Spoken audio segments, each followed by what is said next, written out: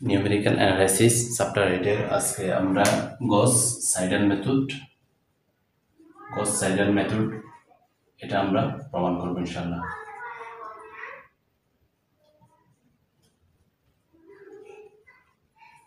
তাহলে প্রথমে আমরা ধরে নিই একটা সমীকরণ জোট আমরা বিবেচনা করি। নিম্নোক্ত সমীকরণ জোটটি আমরা বিবেচনা করি। a11 x1 plus a12 x2 plus a13 x3 is equal to b1. a21 x1 plus a22 x2 plus a23 x3 is equal to b1 এবং a33 x1 plus a31 a32 x2 plus a33 x3 is equal to b3. এটাকে দিলে আমরা কত number? এক number সমীকরণ জোট আমরা বিবেচনা করি। যখন আমরা গস জ্যাকোবি মেথড প্রয়োগ করেছিলাম তখন আমরা একটা শর্ত লিখেছিলাম। তাহলে এখান থেকে ধরে আমরা শর্তটা লেট এজিউম ধরে আমরা a11 greater than a12 plus absolute value of a13 কিন্তু গস জ্যাকোবির ক্ষেত্রে আমরা পেয়েছিলাম a11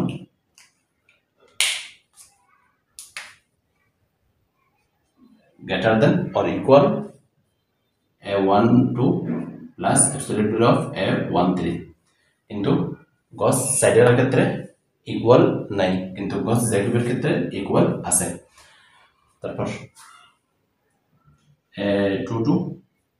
greater than absolute value of a21 plus absolute value of a23, absolute value of a33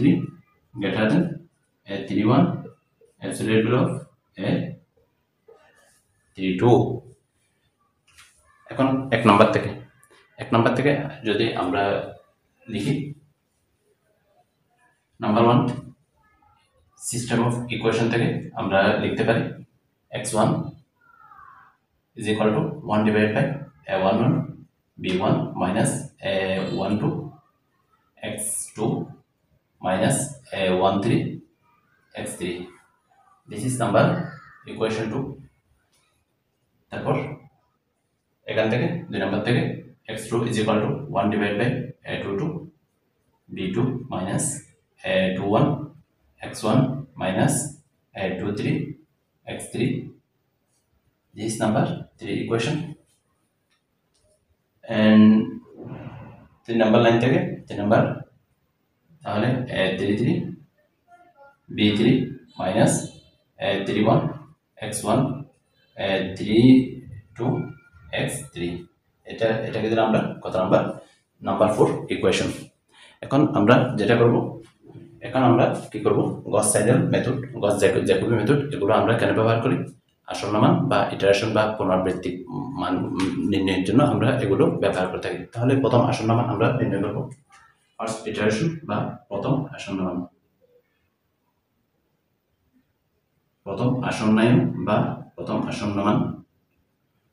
আসন্নায়ন লিখলাম। তাহলে এক নম্বর সমীকরণে আমরা কি আছে এখানে x2 এবং x3 এর জন্য আমরা প্রাথমিক মান ধরব। এক নম্বর সমীকরণ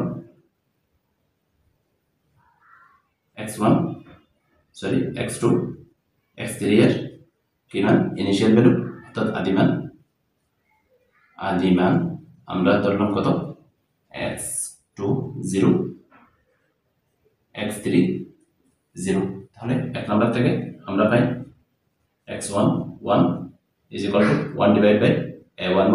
b1 minus a21 x2 0 minus a12 x2 0 minus a13 x3 0। তারপর 2 নম্বরে এখানে কি আছে? x1 আছে। তাহলে এই x1 এখানে যে x1 1 পেয়েছিলাম সেটা আমরা ব্যবহার করব x3 জন্য, আমরা x3 0 আমরা লিখব। তাহলে 2 নাম্বার এখানে সমীকরণ কত এটা 2 2 নম্বর সমীকরণ 3 নম্বর সমীকরণে 3 নংয়ে x1 x3 এর জন্য যথাক্রমে তাহলে x1 এর জন্য কোনটা ব্যবহার করব x1 তারপর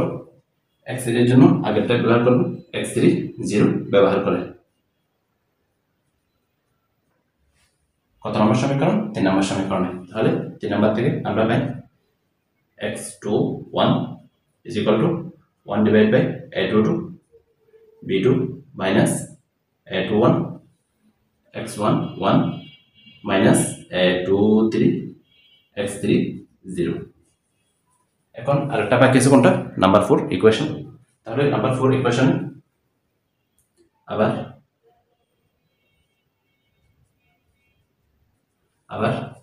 নাম্বার 4 ইকুয়েশনে 4 নং এখানে কি আছে x1 এবং x2 তাহলে এই x1 কোনটা এখানে x1 টা লিখব আর x2 তে x21 টা আমরা এখানে লিখব 4 নং x1 x2 এর জন্য আমরা কি লিখব যথাক্রমে রেসপেক্টিভলি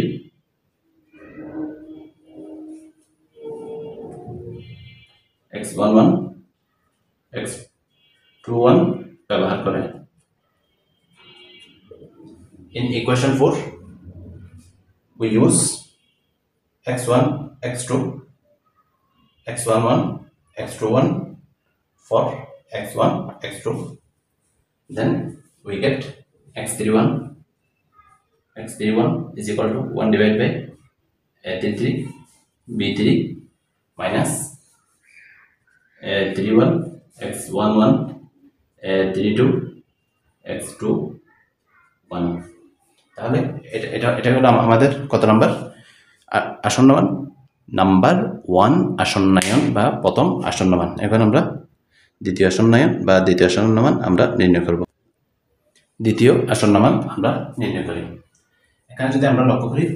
x1 তাহলে দ্বিতীয় আসন্নমান কি কত হবে x1 2 তারপর এখানে 0 গুলো কত হয়ে যাবে 1 হয়ে যাবে একদম easy 1 divided by a11 b1 a12 x2 0 আছে তাহলে এখানে x2 1 তারপর a13 x3 0 আছে এখানে কি হয়ে যাবে x3 1 শেষ তারপর x2 2 তাহলে দ্বিতীয় আসন্নমান 1 divided by a22 b2 minus a21 x1 আছে তাহলে কোথায় x2 তাহলে x1 এ কোনটা বসবে x1 এ এটা আমরা বসাই দিব x1 2 কিন্তু x3 আগেরটা থাকবে অর্থাৎ a13 x3 1 তারপর x3 2 is equal to 1 divided by a33 তাহলে x1 x2 এখানে আমরা আগের দুই লাইনের x1 এবং x2 টা বসাই দিব তাহলে b3 minus a31 x12 minus a32 এখানে ভুল করছি 21 এটা 23 তাহলে 31 32 x22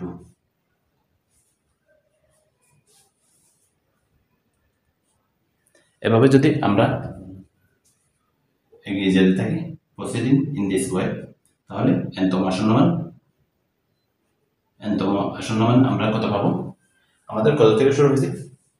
1 2 3 তাহলে nতম কত হবে x1 n দিয়ে দিলাম কিন্তু আমরা যদি ডান পাশে লক্ষ্য করি আমাদের শুরু হয়েছে কত থেকে 0 থেকে তার মানে n এর মান কত থেকে শুরু হবে 0 থেকে শুরু হবে সেজন্য আমরা বাম পক্ষে কত দিব n এর মান বাম পক্ষে দিব n + 1 আমরা যদি n এর মান 0 বসাই তাহলে x1 বাই ডান পাশে আমরা কত পাবো 0 পাবো তাহলে x1 n plus 1 1 divided by a11 b1 minus a12 x2 n তাহলে n এর মান কত থেকে 0 থেকে minus a13 x3 n তারপর x2 n plus 1 is equal to 1 divided by a22 b2 minus তাহলে x1 টা এখানে বসাই দিব a21 x1 n plus 1 আমরা যদি লক্ষ্য করি এখানে কি আছে x1 x2 তে x1 1 তাহলে n তো কত হবে n plus 1 a23 x3 আগেরটা n তারপর x3 n plus 1 is equal to 1 divided by a33 b3 minus a31 x1 n plus 1 minus a32 x2 n plus 1 তাহলে এভাবে আমরা কতক্ষণ পর্যন্ত আগাতে থাকবো যতক্ষণ না আমরা আমাদের কাঙ্ক্ষিত আসন্ন মান না পাবো তাহলে এই প্রক্রিয়া চলতে থাকবে অতএব দাস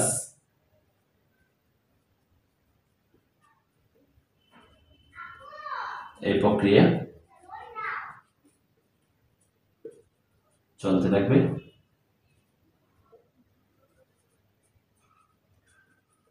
যতক্ষণ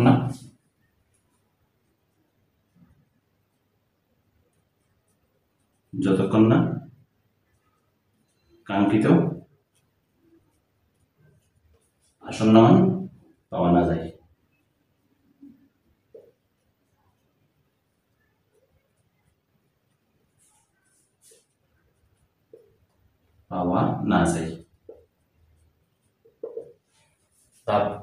The procedure continued until the convergence assured অর্থাৎ পরপর দুইটা ইটারেশন বা আসন্ন মানের মধ্যে যখন আমরা আমাদের কাঙ্ক্ষিত দশমিকের পর 3 ঘর বা 4 ঘর যতক্ষণ না পাবো ততক্ষণ পর্যন্ত আমরা আমাদের এই প্রক্রিয়া চলতে থাকবে অব্যাহত থাকবে এই পর্যন্ত